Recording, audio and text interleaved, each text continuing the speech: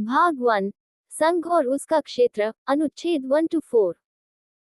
अनुच्छेद 1 भारत को राज्यों का संघ घोषित करता है तथा इंडिया यानी भारत नाम बताता है। अनुच्छेद 2 संसद को नए राज्यों को स्वीकार करने या स्थापित करने की शक्ति देता है। अनुच्छेद 3 संसद को राज्यों के क्षेत्र, सीमा और नाम में परिवर्तन की शक्ति देता है। अनुच्छेद 4 अनुच्छेद 2 और 3 के अंतर्गत बने कानूनों को संविधान संशोधन नहीं मानता। भाग 2 नागरिकता अनुच्छेद 5 to 11। अनुच्छेद 5 संविधान प्रारंभ के समय भारत में निवास करने वालों की नागरिकता निर्धारित करता है। अनुच्छेद 6 पाकिस्तान से भारत आए प्रवासियों की नागरिकता का प्रावधान करता है। अनुच्छेद 7 भारत से पाकिस्तान गए व्यक्तियों की नागरिकता से संबंधित है।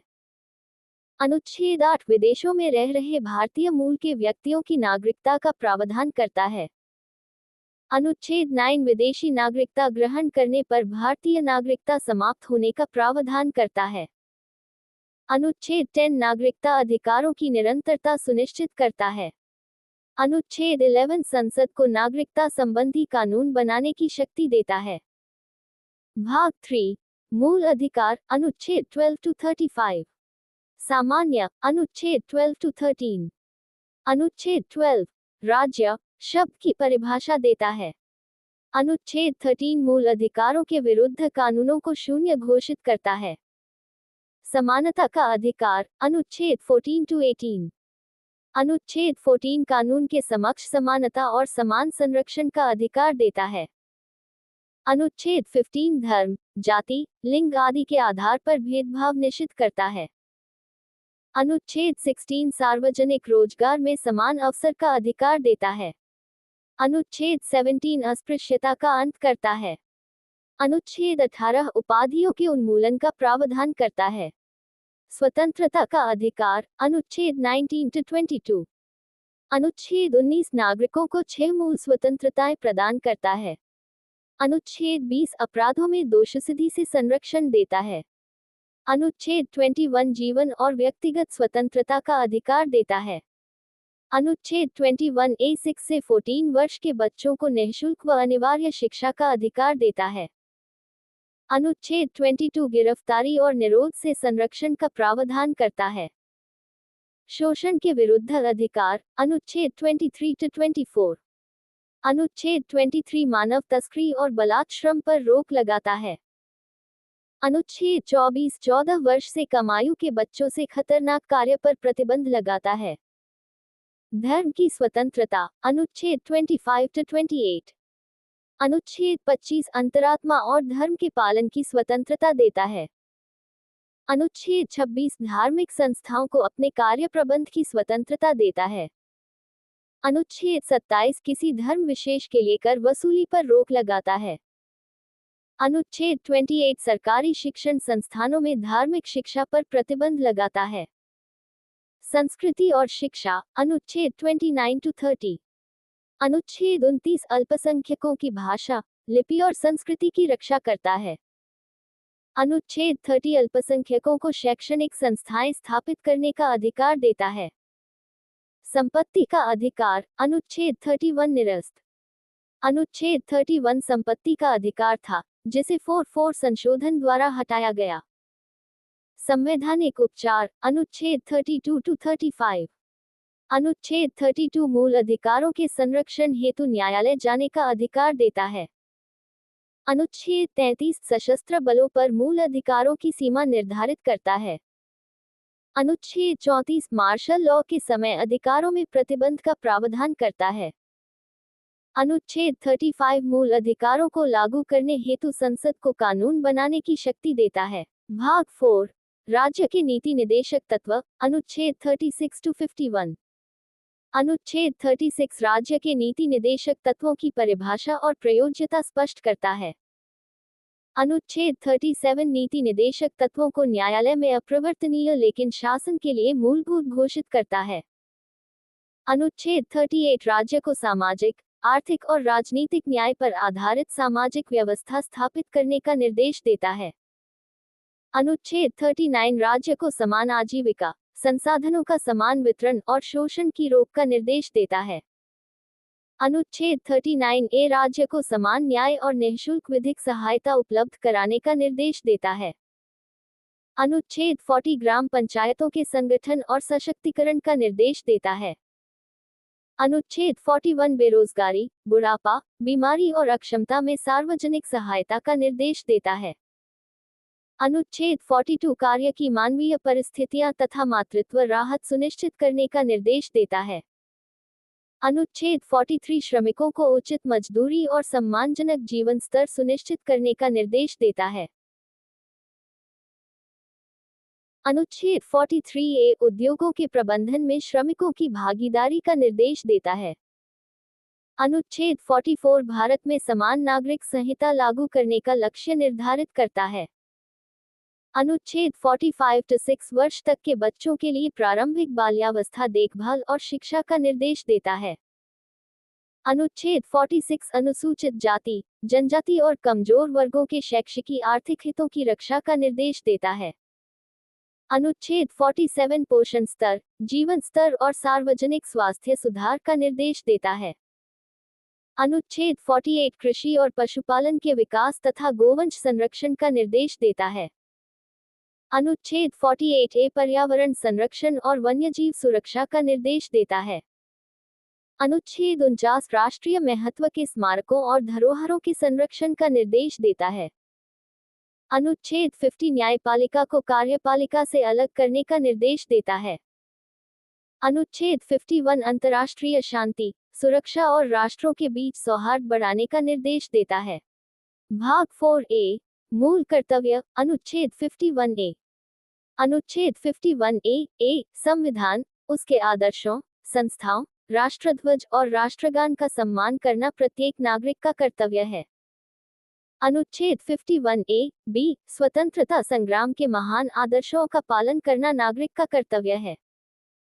अनुच्छेद 51A भारत की संप्रभुता, एकता और अखंडता की रक्षा करना नागरिक का कर्तव्य है। अनुच्छेद 51A देश की रक्षा करना और आवश्यकता पड़ने पर राष्ट्रीय सेवा करना नागरिक का कर्तव्य है। अनुच्छेद 51A सभी भारतीयों में सद्भाव, भाईचारा और स्त्री गरिमा का सम्मान बढ़ाना नागरिक का कर्तव्य है। अनुच्छेद 51A भारत की समृद्ध सांस्कृतिक विरासत का संरक्षण करना नागरिक का कर्तव्य है। अनुच्छेद 51A प्राकृतिक पर्यावरण की रक्षा करना और जीवों के प्रति करुणा रखना नागरिक का कर्तव्य है।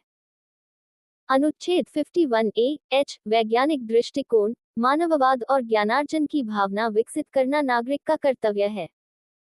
अनुच्छेद 51A सार्वजनिक संपत्ति की रक्षा करना और हिंसा से दूर रहना नागरिक का कर्तव्य है। अनुच्छेद 51A व्यक्तिगत व सामूहिक उत्कृष्टता के लिए निरंतर प्रयास करना नागरिक का कर्तव्य है। अनुच्छेद 51A 6 से 14 वर्ष के बच्चों को शिक्षा के अवसर उपलब्ध कराना माता-पिता, अभिभावक का कर्तव्य है। भाग 5 संघ, अनुच्छेद 52 to 151। अध्याय 1 कार्यपालिका, अनुच्छेद 52 to 78। अनुच्छेद 52 भारत में एक राष्ट्रपति होगा। अनुच्छेद 53 संघ की कार्यपालिका शक्ति राष्ट्रपति में निहित होगी। अनुच्छेद 54 राष्ट्रपति के निर्वाचन की व्यवस्था करता है। अनुच्छेद 55 राष्ट्रपति निर्वाचन की पद्धति निर्धारित करता है। अनुच्छेद 56 राष्ट्रपति के पदावधि और त्यागपत्र का प्रावधान करता है। अनुच्छेद 57 राष्ट्रपति पुनर्निर्वाचन के लिए पात्र होगा। अनुच्छेद 58 राष्ट्रपति बनने की योग्यताएं निर्धारित करता है। अनुच्छेद 59 राष्ट्रपति पद की शर्तें निर्धारित करता है। अनुच्छेद 60 राष्ट्रपति द्वारा शपथ, प्रतिज्ञान का प्रावधान करता है। अनुच्छेद 61 राष्ट्रपति के महाभियोग की प्रक्रिया बताता है। अनुच्छेद 62 राष्ट्रपति पद की रिक्ति भरने का प्रावधान करता है। अनुच्छेद 63 भारत में एक उपराष्ट्रपति होगा। अनुच्छेद 64 उपराष्ट्रपति राज्यसभा का पदेन सभापति होगा। अनुच्छेद 65 राष्ट्रपति के अभाव में उपराष्ट्रपति कार्य करेगा। अनुच्छेद 66 उपराष्ट्रपति के निर्वाचन की व्यवस्था करता है। अनुच्छेद 67 उपराष्ट्रपति की पदावधि निर्धारित करता है। अनुच्छेद 68 उपराष्ट्रपति पद की रिक्ति से संबंधित है। अनुच्छेद 69 उपराष्ट्रपति की शपथ का प्रावधान करता है। अनुच्छेद 70 आकस्मिक रिक्ति की व्यवस्था करता है। अनुच्छेद 71 राष्ट्रपति, उपराष्ट्रपति चुनाव विवादों का निपटारा करता है। अनुच्छेद 72 राष्ट्रपति को क्षमा, दया और दंड परिवर्तन की शक्ति देता है। अनुच्छेद 73 संघ की कार्यपालिका शक्ति का विस्तार बताता है। अनुच्छेद 74 मंत्रिपरिषद राष्ट्रपति को सलाह देगी। अनुच्छेद 75 प्रधानमंत्री और मंत्रिपरिषद की नियुक्ति का प्रावधान करता है। अनुच्छेद 76 भारत के महान्यायवादी की नियुक्ति करता है। अनुच्छेद 77 भारत सरकार के कार्य संचालन की व्यवस्था करता है। अनुच्छेद 78 प्रधानमंत्री के कर्तव्यों का उल्लेख करता है। अध्याय 2 संसद, अनुच्छेद 79 to 122। अनुच्छेद 79 संसद राष्ट्रपति, लोकसभा और राज्यसभा से मिलकर बनेगी। अनुच्छेद 80 राज्यसभा की संरचना बताता है। अनुच्छेद 81 लोकसभा की संरचना बताता है। अनुच्छेद 82 जनगणना के बाद परिसीमन का प्रावधान करता है। अनुच्छेद 83 संसद की अवधि निर्धारित करता है। अनुच्छेद 84 संसद सदस्य की योग्यताएं बताता है। अनुच्छेद 85 संसद सत्र आहूत करने की शक्ति देता है। अनुच्छेद 86 राष्ट्रपति का संसद को संबोधन का अधिकार देता है। अनुच्छेद 87 विशेष अभिभाषण का प्रावधान करता है। अनुच्छेद 88 मंत्रियों को संसद में भाग लेने का अधिकार देता है। अनुच्छेद 89 राज्यसभा के सभापति और उपसभापति का प्रावधान करता है। अनुच्छेद 90 उपसभापति के त्यागपत्र, पदच्युति से संबंधित है। अनुच्छेद 91 सभापति के कार्य संचालन का प्रावधान करता है। अनुच्छेद 92 सभापति पद रिक्ति की व्यवस्था करता है। अनुच्छेद 93 लोकसभा अध्यक्ष और उपाध्यक्ष का प्रावधान करता है। अनुच्छेद 94 अध्यक्ष, उपाध्यक्ष का त्यागपत्र प्रावधान। अनुच्छेद 95 अध्यक्ष के कर्तव्यों का निर्वहन। अनुच्छेद 96 अध्यक्ष के पदच्युति की प्रक्रिया। अनुच्छेद 97 संसद सचिवालय की व्यवस्था करता है। अनुच्छेद 98 संसद सचिवालय के कर्मचारियों से संबंधित है। अनुच्छेद 99 संसद सदस्यों की शपथ का प्रावधान करता है। अनुच्छेद 100 मतदान और कोरम का प्रावधान करता है। अनुच्छेद 101 संसद सदस्यता की समाप्ति का प्रावधान करता है। अनुच्छेद 102 संसद सदस्य की निरर्हताएं बताता है। अनुच्छेद 103 सदस्यता विवाद का निपटारा राष्ट्रपति करेगा। अनुच्छेद 104 दंड से संबंधित प्रावधान करता है। अनुच्छेद 105 संसद सदस्यों के विशेषाधिकार देता है। अनुच्छेद 106 संसद सदस्यों का वेतन भत्ता निर्धारित करता है। अनुच्छेद 107 विधेयक प्रस्तुत करने की प्रक्रिया बताता है। अनुच्छेद 108 संयुक्त बैठक का प्रावधान करता है। अनुच्छेद 109 धन विधेयक की विशेष प्रक्रिया बताता है। अनुच्छेद 110 धन विधेयक की परिभाषा देता है। अनुच्छेद 111 राष्ट्रपति की विधेयक पर सहमति का प्रावधान करता है। अनुच्छेद 112 वार्षिक वित्तीय विवरण, बजट का प्रावधान करता है। अनुच्छेद 113 व्यय की स्वीकृति का प्रावधान करता है। अनुच्छेद 114 विनियोग विधेयक से संबंधित है। अनुच्छेद 115 अनुपूरक अनुदान का प्रावधान करता है। अनुच्छेद 116 लेखानुदान और असाधारण अनुदान। अनुच्छेद 117 वित्त विधेयक का प्रावधान करता है। अनुच्छेद 118 संसद की कार्यविधि निर्धारित करता है। अनुच्छेद 119 संसद में वित्तीय कार्यविधि। अनुच्छेद 120 संसद में भाषा का प्रयोग। अनुच्छेद 121 न्यायाधीशों के आचरण पर चर्चा निषिद्ध। अनुच्छेद 122 संसद कार्यवाही की वैधता पर न्यायालय रोक। अध्याय 3 राष्ट्रपति की विधायी शक्तियां, अनुच्छेद 123।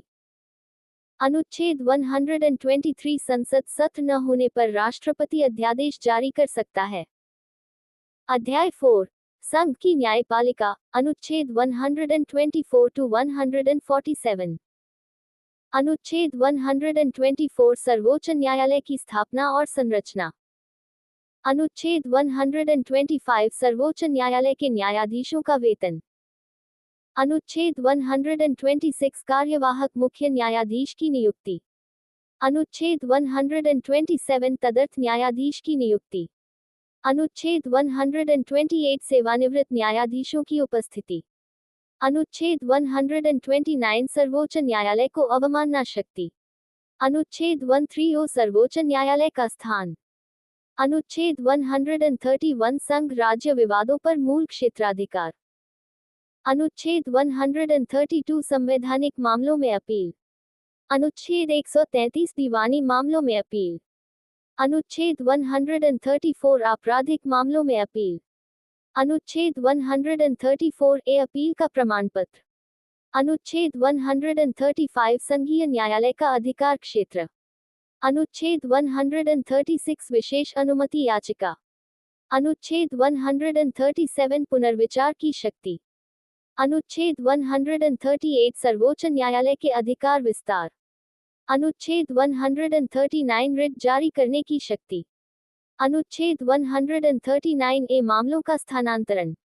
अनुच्छेद 140 सहायक शक्तियां। अनुच्छेद 141 सर्वोच्च न्यायालय का निर्णय बाध्यकारी। अनुच्छेद 142 पूर्ण न्याय करने की शक्ति। अनुच्छेद 143 राष्ट्रपति द्वारा परामर्श। अनुच्छेद 144 सभी प्राधिकारी एससी की सहायता करेंगे। अनुच्छेद 145 न्यायालय की कार्यविधि। अनुच्छेद 146 न्यायालय के अधिकारी। अनुच्छेद 147 संविधान की व्याख्या से संबंधित है। अध्याय 5 CAG अनुच्छेद 148 टू 151। अनुच्छेद 148 नियंत्रक एवं महालेखा परीक्षक की नियुक्ति। अनुच्छेद 149 CAG के कर्तव्य और शक्तियां। अनुच्छेद 150 सरकारी लेखा प्रणाली। अनुच्छेद 151 CAG की रिपोर्ट संसद में प्रस्तुत होगी। भाग 6 राज्य अनुच्छेद 152 टू 237। अध्याय 1 सामान्य अनुच्छेद 152। अनुच्छेद 152 इस भाग में प्रयुक्त शब्दों की परिभाषा देता है। अध्याय 2 राज्य की कार्यपालिका अनुच्छेद 153 टू 167। अनुच्छेद 153 प्रत्येक राज्य में एक राज्यपाल होगा। अनुच्छेद 154 राज्य की कार्यपालिका शक्ति राज्यपाल में निहित होगी। अनुच्छेद 155 राज्यपाल की नियुक्ति राष्ट्रपति करेगा। अनुच्छेद 156 राज्यपाल का कार्यकाल और त्यागपत्र। अनुच्छेद 157 राज्यपाल बनने की योग्यताएं। अनुच्छेद 158 राज्यपाल के पद की शर्तें। अनुच्छेद 159 राज्यपाल की शपथ प्रतिज्ञान। अनुच्छेद 160 आकस्मिक परिस्थितियों में प्रावधान। अनुच्छेद 161 राज्यपाल को क्षमा एवं दंड परिवर्तन की शक्ति। अनुच्छेद 162 राज्य की कार्यपालिका शक्ति का विस्तार। अनुच्छेद 163 मुख्यमंत्री के नेतृत्व में मंत्रिपरिषद राज्यपाल को सलाह देगी। अनुच्छेद 164 मुख्यमंत्री और मंत्रियों की नियुक्ति व दायित्व। अनुच्छेद 165 राज्य के महाधिवक्ता की नियुक्ति। अनुच्छेद 166 राज्य सरकार के कार्य संचालन की व्यवस्था। अनुच्छेद 167 मुख्यमंत्री के राज्यपाल के प्रति कर्तव्य। अध्याय 3 राज्य विधानमंडल अनुच्छेद 168 टू 212। सामान्य अनुच्छेद 168 टू 172। अनुच्छेद 168 राज्य विधानमंडल की संरचना।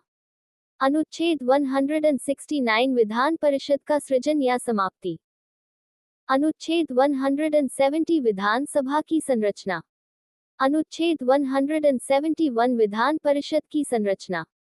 अनुच्छेद 172 राज्य विधानमंडल की अवधि।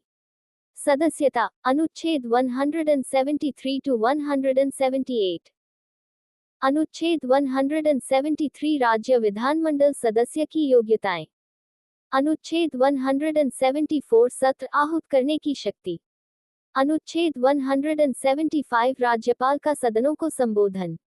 अनुच्छेद 176 विशेष अभिभाषण।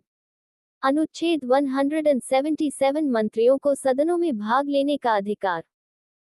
अनुच्छेद 178 विधानसभा अध्यक्ष और उपाध्यक्ष।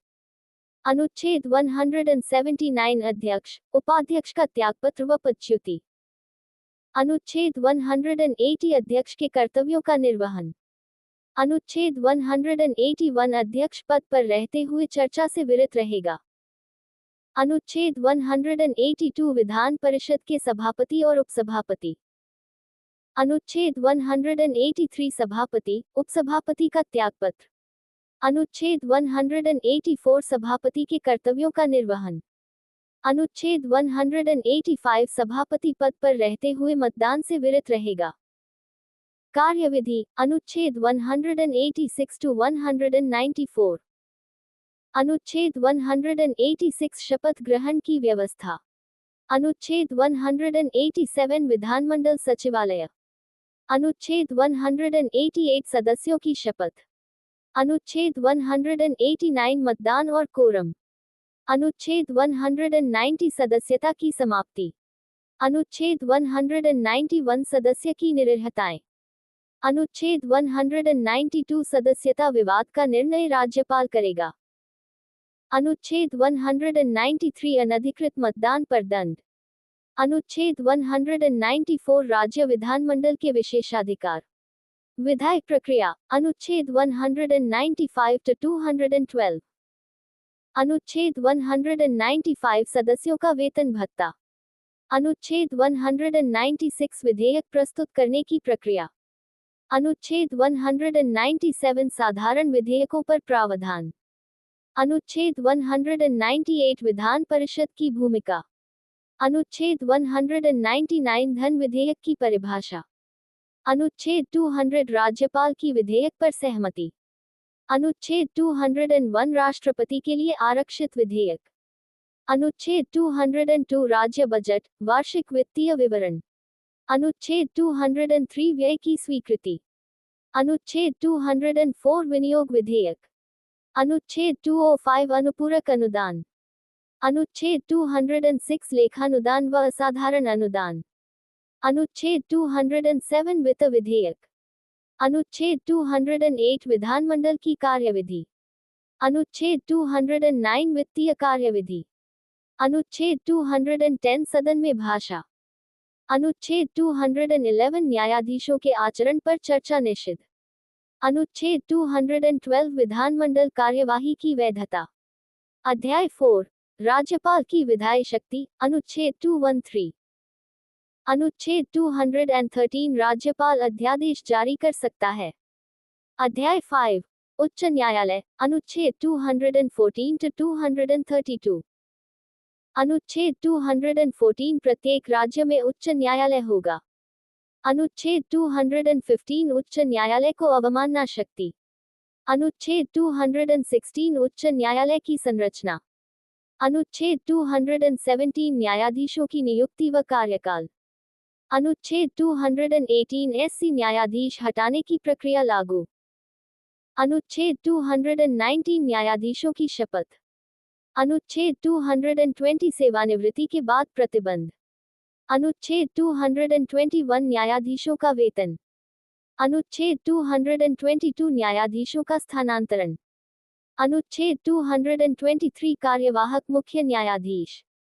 अनुच्छेद 224 अतिरिक्त कार्यवाहक न्यायाधीश। अनुच्छेद 224 ए सेवानिवृत्त न्यायाधीश की नियुक्ति।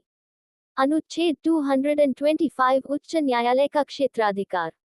अनुच्छेद 226 रिट जारी करने की शक्ति। अनुच्छेद 227 अधीनस्थ न्यायालयों पर नियंत्रण।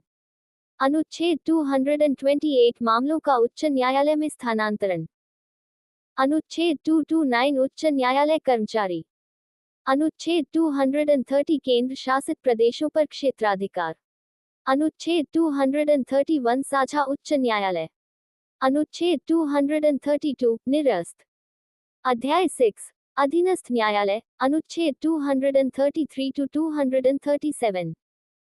अनुच्छेद 233 जिला न्यायाधीशों की नियुक्ति। अनुच्छेद 234 अधीनस्थ न्यायाधीशों की नियुक्ति। अनुच्छेद 235 अधीनस्थ न्यायालयों पर उच्च न्यायालय का नियंत्रण। अनुच्छेद 236 न्यायिक सेवा की परिभाषा। अनुच्छेद 237 इन प्रावधानों का विस्तार। भाग 7 अनुच्छेद 238 यह अनुच्छेद अब निरस्त है। भाग 8 केंद्र शासित प्रदेश। अनुच्छेद 239 केंद्र शासित प्रदेशों का प्रशासन राष्ट्रपति द्वारा किया जाता है। अनुच्छेद 239 ए कुछ केंद्र शासित प्रदेशों में विधानसभा और मंत्रिपरिषद के गठन का प्रावधान करता है। अनुच्छेद 239 ए राष्ट्रीय राजधानी क्षेत्र दिल्ली के लिए विशेष संवैधानिक प्रावधान करता है। अनुच्छेद 239 ए बी दिल्ली में संवैधानिक तंत्र के विफल होने पर राष्ट्रपति शासन का प्रावधान करता है। अनुच्छेद 239 बी केंद्र शासित प्रदेशों के प्रशासक को अध्यादेश जारी करने की शक्ति देता था, जो अब निरस्त है। अनुच्छेद 240 कुछ केंद्र शासित प्रदेशों के लिए राष्ट्रपति को नियम बनाने की शक्ति देता है। अनुच्छेद 241 केंद्र शासित प्रदेशों के लिए उच्च न्यायालयों से संबंधित प्रावधान करता है। अनुच्छेद 242 भाग भी राज्यों के उच्च न्यायालयों से संबंधित था, जो अब निरस्त है। भाग 9 पंचायतें। अनुच्छेद 243 इस भाग में प्रयुक्त शब्दों की परिभाषा देता है। अनुच्छेद 243 ए ग्राम सभा की शक्तियों और कार्यों का प्रावधान करता है। अनुच्छेद 243 बी राज्य में पंचायतों के गठन का प्रावधान करता है। अनुच्छेद 243 सी पंचायतों की संरचना से संबंधित है। अनुच्छेद 243 डी पंचायतों में आरक्षण का प्रावधान करता है। अनुच्छेद 243 ई पंचायतों की अवधि 5 वर्ष निर्धारित करता है। अनुच्छेद 243 एफ पंचायत सदस्य बनने की अयोग्यताओं का प्रावधान करता है। अनुच्छेद 243 जी पंचायतों की शक्तियों और उत्तरदायित्वों का प्रावधान करता है। अनुच्छेद 243 एच पंचायतों की वित्तीय शक्तियों से संबंधित है। अनुच्छेद 243 आई राज्य वित्त आयोग के गठन का प्रावधान करता है। अनुच्छेद 243 जे पंचायतों के लेखा परीक्षण से संबंधित है। अनुच्छेद 243 के राज्य निर्वाचन आयोग द्वारा पंचायत चुनाव का प्रावधान करता है। अनुच्छेद 243 एल कुछ क्षेत्रों में पंचायतों के अनुप्रयोग से छूट देता है। अनुच्छेद 243 एम कुछ क्षेत्रों और राज्यों में इस भाग के अनुप्रयोग का प्रावधान करता है। अनुच्छेद 243 एन संक्रमणकालीन प्रावधान करता है। अनुच्छेद 243 ओ पंचायत चुनावों को न्यायालय में चुनौती देने पर रोक लगाता है। भाग 9 ए नगरपालिकाएं। अनुच्छेद 243 पी नगरपालिकाओं से संबंधित शब्दों की परिभाषा देता है। अनुच्छेद 243 क्यू नगरपालिकाओं के गठन का प्रावधान करता है। अनुच्छेद 243 आर नगरपालिकाओं की संरचना से संबंधित है। अनुच्छेद 243 एस वार्ड समितियों के गठन का प्रावधान करता है। अनुच्छेद 243 टी नगरपालिकाओं में आरक्षण का प्रावधान करता है। अनुच्छेद 243 यू नगरपालिकाओं की अवधि 5 वर्ष निर्धारित करता है। अनुच्छेद 243 वोल्स नगरपालिका सदस्य की अयोग्यताओं का प्रावधान करता है। अनुच्छेद 243 डब्ल्यू नगरपालिकाओं की शक्तियों और कार्यों का उल्लेख करता है।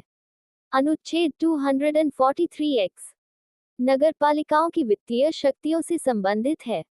अनुच्छेद 243Y राज्य वित्त आयोग का प्रावधान करता है।